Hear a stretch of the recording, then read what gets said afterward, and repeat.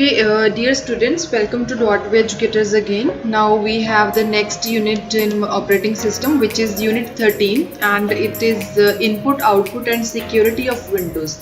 In this unit, we will learn about the input, output devices and its system that we already know, and some security aspects which are related to the Windows. Okay, the first point is we are having in this unit is overview of input output system. Now what is the purpose of this system?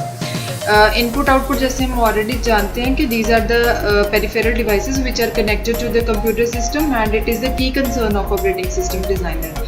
Why these are the base of a system because input आपके computer system को provide की जाती है जिसके भी यहाँ पे हमें आगे फर्दर उसके रिजल्ट्स उसकी आउटकम्स मिलती हैं which is known as the output. And this is also considered to be a crucial part because IO devices vary so widely in their functionality and speed. जितने भी आपके पास इनपुट आउटपुट डिवाइसेस होती हैं वो very करती हैं as per their type, as per their functionality and as per their speed terms. Okay, like आपके पास कौन सी एग्जांपल्स हो सकती है? माउस है, हार्ड डिस्क है, CD-ROM है. इन सब के फीचर्स जो हैं वो वेरी करते हैं एक दूसरे से. And these are varied methods are required for controlling them. हर एक की डिवाइस टाइपर्स भी अलग होते हैं. दैट्स वाई हर एक जो भी डिवाइस है it is having the different kind of requirements. Okay, these methods also form the IO subsystems of the kernel of operating system that separates the rest of the kernel from the complications of managing the input output devices. जैसे हमने already पढ़ा हुआ था कि इनके आगे further subsystems होते हैं जो आगे ऑपरेटिंग सिस्टम को इन सब चीज़ों से और इन सब चीज़ों की मैनेजमेंट से दूरी रखते हैं because it is not the part of operating system. There are various subsystems and device drivers which are related to the management of IO devices. They can handle these details easily. And the next topic we have IO hardware, input output hardware. यहाँ पे आपके पास numerous kinds of devices हैं which are available and these come under the category of storage devices like आपके पास disks हैं, tapes हैं, transmission devices हैं which are related to the network interface card है, या फिर आपके पास modems हैं and screen, keyboard. These are the devices which come under the IO hardware. Okay, and उसके बिना हमारे पास क्या है? जो डिवाइस है वो कम्युनिकेट करती है किसके साथ? With the operating system of a computer by transferring the signals over the cable and और फिर या थ्रू द एयर. जो सिग्नल्स हैं वो पास ओवर होते हैं जिसके थ्रू क्या होता है? कम्युनिकेशन होता है, ठीक है, एक डिवाइस का. And these peripheral devices communicate with the machine through a connection point also called the ports. जो आपके पास ports होती हैं उनके थ्रू डिवाइस ड्राइवर जो भी peripheral devices हैं वो आगे फर्दर मशीन के साथ communicate करती हैं. So when devices use a set of wires or cables, the connection cables are called a bus. अगर तो आपकी जो devices हैं वो पोर्ट के थ्रू कम्युनिकेट करती हैं तो वहाँ पे आपके पास पोर्ट्स की रिक्वायरमेंट होएगी जिनमें आपके पास सीरियल पोर्ट जो है वो काफ़ी कॉमन मानी जाती है. And if your device is using wires और केबल्स तो उस केस में उन केबल्स को क्या बोला जाता है? These are the buses which are use to transfer the signals from one location to another और from one component to another component. So अब बसेस जो आपके पास होती हैं उनको वो वायर्स की फॉर्म में अवेलेबल होती हैं, ठीक है. एंड और वैसे भी जो आपके पास डाटा होता है वो एक लोकेशन से दूसरी लोकेशन पे सेंड किया जाता है but with the help of some protocols. And these protocols are considered to be as the set of rules and regulations which are used to move data from one location to another. So this was the basic definitions of IO hardware. Okay, moving ahead to the next topic, which is API in operating system. First of all, API जो है stands for Application Programming Interface. As interface we already know, interface is a communication point between two things. So application programming interface जो है वो भी एक तरह का communication point है. It is a set of commands, functions, protocols and objects that the programmers can use to create the software or interact with an external system. So आपके पास application programming interface एक तरह का इन सारी चीज़ों का एक set माना जाता है या इन सारी चीज़ों का एक कलेक्शन मानी जाती है, जिसके थ्रू प्रोग्रामर्स जो हैं आगे फर्दर सॉफ्टवेयर क्रिएट कर सकते हैं। किस चीज़ के लिए? ताकि उनको एक्सटर्नली किसी सिस्टम के साथ इंटरेक्ट करवाया जा सके, ताकि कम्युनिकेट करवाया जा सके। और आगे फर्दर इन API जो होती है एक तरह की फैसिलिटी भी है, जिसके थ्रू जो प्रोग्रामर्स हैं या जो डेवलपर्स हैं they use the standard commands for performing some common operations. That's why they don't have to write the code from the scratch. मतलब कि अगर आपके पास कोई कोडिंग पहले से ही बनी पड़ी है तो developers can use them again and again और रीयूज़ देम रेदर दैन, और मतलब कोई सी कोड को ज़ीरो से स्टार्ट करने की बजाय वो उन्हीं मॉड्यूल्स को दोबारा रीयूज़ कर सकते हैं। It saves their energy and time. So जो आपके पास APIs हैं वो अवेलेबल हैं in the both forms for the desktop and mobile operating system. मतलब API जो है वो दोनों चीज़ों में काम करती है, आपके सिस्टम या फिर आपके मोबाइल के ऑपरेटिंग सिस्टम, उन दोनों के मतलब उन दोनों के बीच में ये हेल्पफुल है।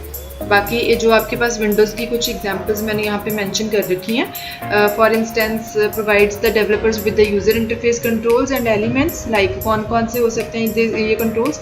विंडोज़ है, उसके स्क्रॉल बार्स हैं, these are the dialog boxes हैं। तो ये आपके पास कुछ कंट्रोल्स हैं जिनको हम लोग यूज़ करते हैं। अगर आपने वेब पेज अपना देखा होगा वहाँ पे भी आपके पास ऐसे ही होता है। डायलॉग बॉक्सेस भी आप लोग यूज़ करते हो, स्क्रॉल बार्स भी आप लोग यूज़ कर सकते हो। So these are the components which are created by the programmers with the help of this API, application programming interfaces. Furthermore ये आपके पास काफ़ी कमांड्स को भी प्रोवाइड करवाती है, जिसके थ्रू प्रोग्रामर्स जो हैं वो ईजीली अपना काम परफॉर्म कर पाते हैं। चाहे किसी चीज़ को आपने क्रिएट करना है, चाहे उन्होंने डिलीट करना है या फिर उन्होंने मॉडिफाई करना है। So API is considered to be a significant topic in operating system.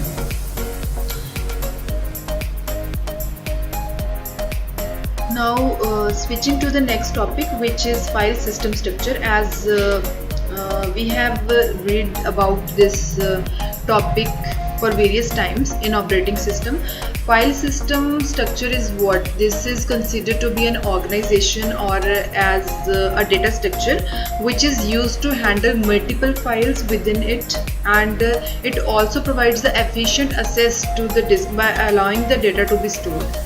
मतलब इसमें आप मल्टीपल फाइल्स को ईजीली स्टोर करके रख सकते हो एंड लोकेट करके रख सकते हो, and you can retrieve the files and data and information from a file system structure in a convenient way. So जो आपके पास फाइल सिस्टम है, हम उसको पहले भी बहुत बार पढ़ चुके हैं। इसका मतलब यही है कि आपके पास ये एक ऑर्गेनाइजेशन है जिसमें आप डाटा को स्टोर कर सकते हो, अपनी फाइल्स को इजीली स्टोर कर सकते हो, उनको लोकेट कर सकते हो और उनको रिट्रीव कर सकते हो। मतलब उनको इजीली एंड कन्वीनियंटली उसको असेस कर सकते हो। तो ये एक तरह का आपके पास लॉजिकल फाइल सिस्टम होता है। And the next topic is file compression.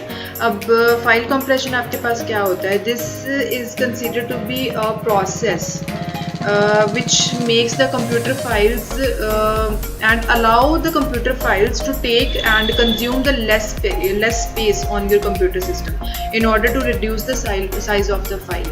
आपके पास एक कंप्यूटर सिस्टम के ऊपर जो मल्टीपल फाइल्स हैं, अगर आप चाहते हो कि आपकी स्पेस कम कंज्यूम हो तो आप उनको कंप्रेस करके एक कंप्रेस्ड फोल्डर के अंदर उनको सेव करके रख सकते हो। When your file is compressed, it uses less storage space.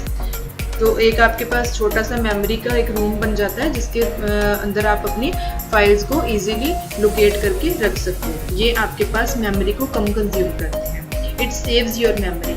Furthermore, it can be sent and received faster over your computer networks because उनका जब साइज छोटा हो जाता है, that's why वो easily email के थ्रू नेटवर्क के ऊपर easily and faster speed के थ्रू उनको send and receive किया जा सकता है।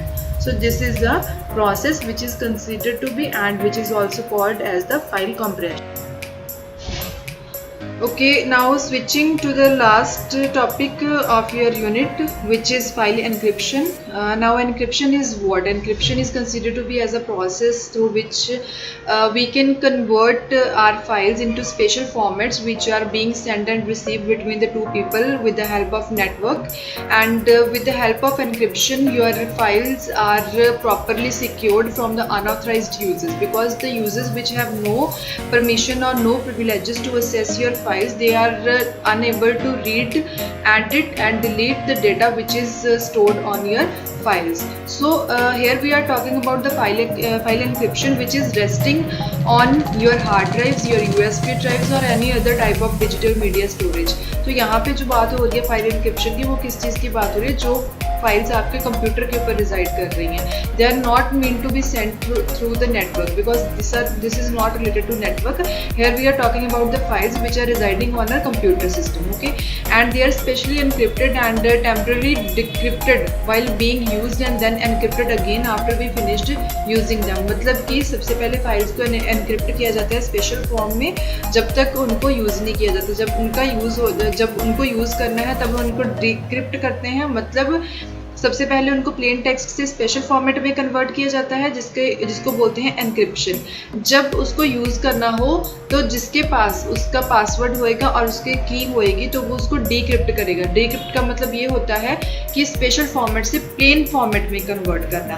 और जब उनका यूज़ कर लिया जाए, जब उनके प्रॉपरली यूजेबल हो चुकी है तो उनको अगेन फिर एनक्रिप्शन की फॉर्म में कन्वर्ट कर देना जब आप अपना टास्क फिनिश कर लेते हो. So this is the process of encryption and decryption. एनक्रिप्टिंग जो होती है उसमें क्या होता है, जो आपकी फाइल्स हैं उनसे अनऑथराइज्ड यूजर्स को प्रिवेंट किया जाता है उनको रीड करने के लिए, उनको कॉपी करने के लिए और डिलीट करने के लिए. मतलब जिन यूजर्स के पास अथॉरिटी नहीं है उनको रोका जाता है, उनको प्रिवेंट किया जाता है ताकि वो आपकी फाइल्स को रीड ना कर सके, ना ही उनको कॉपी कर सके, ना ही उनके कंटेंट्स को डिलीट कर सके.